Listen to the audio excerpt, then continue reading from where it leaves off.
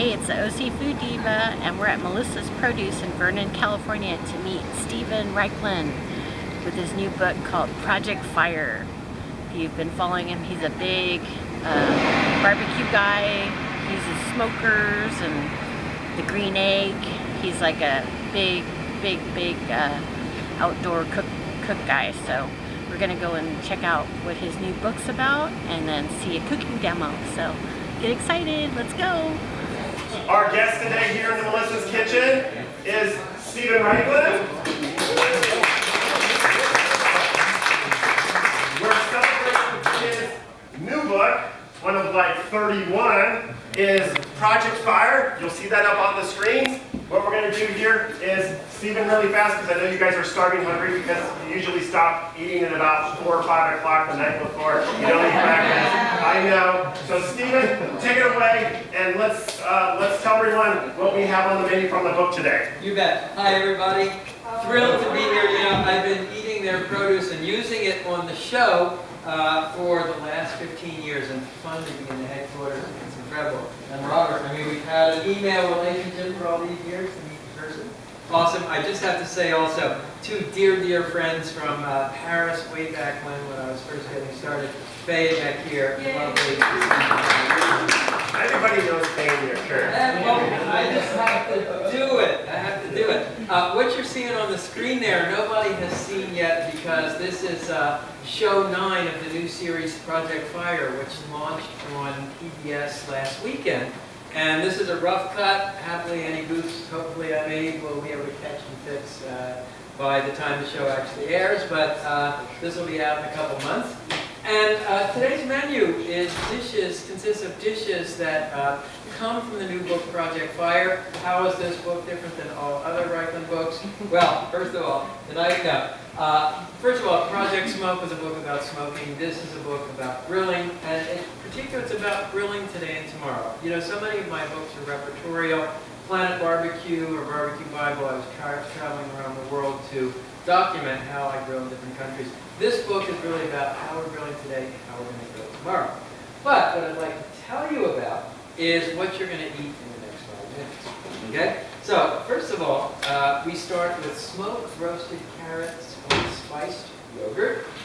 And next, a Melissa riff on a Raichlen recipe in the book. It's a grilled asparagus and grilled corn salad today. For our vegetarian friends. Lovely grilled corn and cherry tomato salad.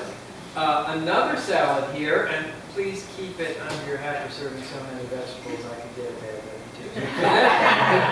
too. A grilled watermelon and queso fresco salad. Followed by, we do have some meat, thank goodness. These are pork skewers grilled on stalks of lemongrass.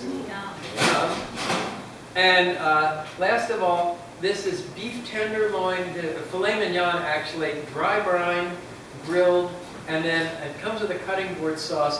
What you do, you place herbs, chilies, garlic on a cutting board, place the hot steaks on top, drizzle with olive oil, salt, and pepper. Then you thinly slice the steaks right into the flavorings. The steak juices mixed with the olive oil, the vegetable juices, and you make the sauce right on the board. This is a trick I learned from Adam Perry Lang, who just opened a restaurant here called APL, I believe. But that's not all, because we also have a couple of desserts for you. Cinnamon grilled peaches. These are peach halves that are actually grilled on cinnamon sticks, and if we get it right, the ends of the cinnamon burn, so that you get those cinnamon oils released. And finally, salt slab chocolate brownie s'mores for dessert. Only if you clean your plates. Why is it charcoal? Okay. Because to make charcoal, you take that wood, you light it, and you let it burn, and then you deprive it of oxygen. And most often this is done in a kiln where they seal the vents. So what happens is you burn out all the water, you burn out all the phenols, which are the flavor-producing compounds that give you the vanilla flavor, the peaty flavor, the whiskey flavor. So you wind up with a fuel that gives you a very reliable, steady source of heat, but really doesn't put flavor in the food. See, wood gives you both heat and smoke flavor. Charcoal gives you heat, but no intrinsic smoke flavor. Charcoal briquettes, they take, charcoal, and with natural lump charcoal, they grind it up with coal dust and petroleum binders and borax and sand. And, you know, that has its place in the world too, because briquettes, all the big barbecue festivals, they use briquettes. Briquettes burn much more evenly. A lump charcoal fire, it starts out hot, you get 30 to 40 minutes of a burn, and it'll kind of go like this, and then the temperature will go down. Briquette, you light it, boom, 1 hour, you're golden. Doesn't that look fantastic? So, here we have our grilled pineapple, coconut grilled pineapple. This is a little mezcal whipped cream, mezcal being the smoky cousin of tequila, a sprig of fresh mint, and I have made this look effortless, but it's actually thanks to Savannah that all of this has happened. Having a big round of applause for all of you. Okay, good. Yes, ma'am. So, is that why a lot of people will put, like, buy the wood chips, the different flavored wood chips, Yes. and put over on top? Yeah, So because you'll then still you're, get that flavoring? right, then you're putting the smoke flavor back in. And remember, smoking, wood grilling is different than wood smoking, right? Wood grilling, you're getting a light smoke flavor and you're using the wood mostly for heat. In smoking, you're getting a heavy smoke flavor and you're using the wood less as a heat source Right. and more as a flavor source. Good. Yes, ma'am. What do you say to people that say, oh, if you barbecue too much, you're creating too many carcinogens? I tell you this. So, 1.8 million years ago, Homo erectus discovers cooking with live fire. It takes us from a scared, pathetic primate that at every turn would be attacked by stronger predators and made us the most dominant creature on the planet. Okay? We now live routinely into our 80s and 90s. Grilling fueled and barbecue and fire, live fire cooking, fueled this incredible expansion. If it were really bad for you, you wouldn't.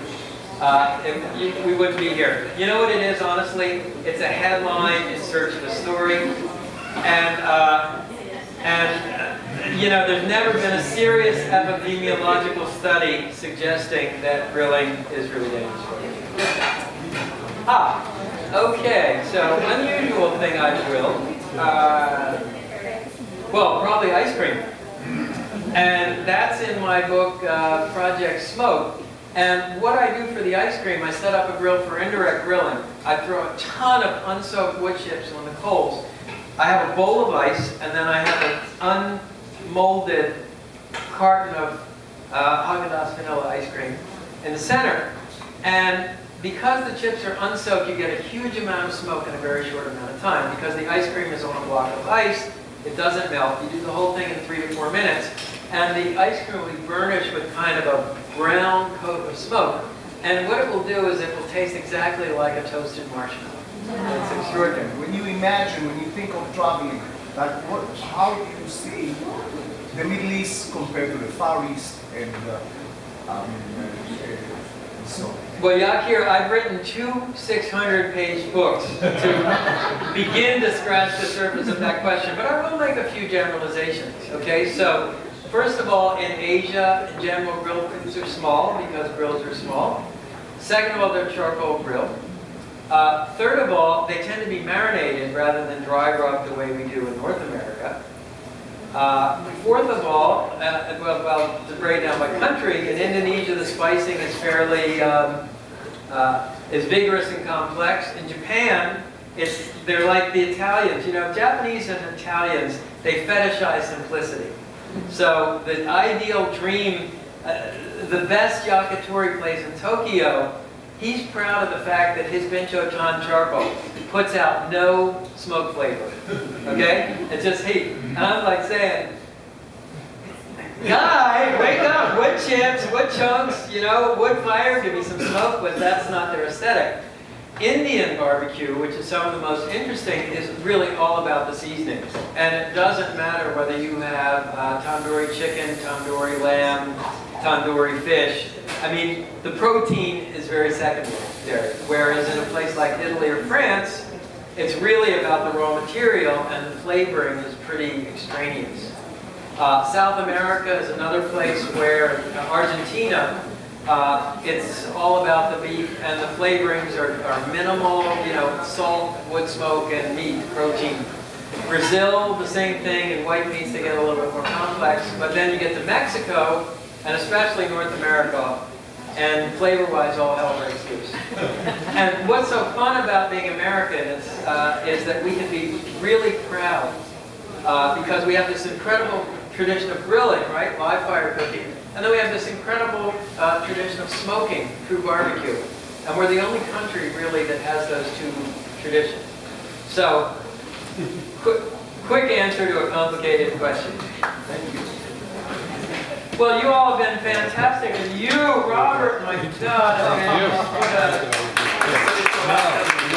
Thank you.